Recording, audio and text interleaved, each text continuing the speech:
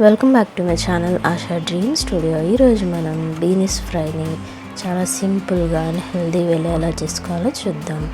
ముందుగా బీన్స్ని ఇలా చిన్న చిన్న ముక్కలుగా కట్ చేసుకొని ఒక కుక్కర్ తీసుకొని అందులో వేసేసుకోండి. ఇందులోనే ఒక పెద్ద గ్లాస్ వాటర్, తగినంత ఉప్పు వేసి ఒక 2 to 3 విజిల్స్ వచ్చే వరకు ఉడికించుకోండి.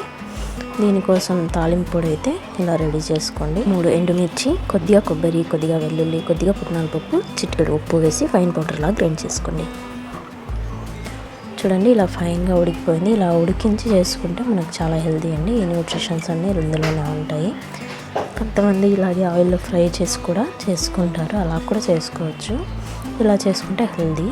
ఇప్పుడు ఫైన్గా ఉడికిపోయిన తర్వాత స్టవ్ మీద ప్యాన్ పెట్టి ఆయిల్ వేసి ఇందులో పోపు వేసేసుకొని ఈ ఉడికించి పెట్టుకున్న బీన్స్ అన్నీ ఇందులో వేసేసి 1 నిమిషం పాటు ఫ్రై చేసుకొని మనం గ్రైండ్ చేసి పెట్టుకున్న తాలింపు పొడి ఉంది కదా, అదంతా ఇందులో వేసేసి ఇంకొక 2 నిమిషాల పాటు కలిపి స్టవ్ ఆఫ్ చేసేసుకోండి.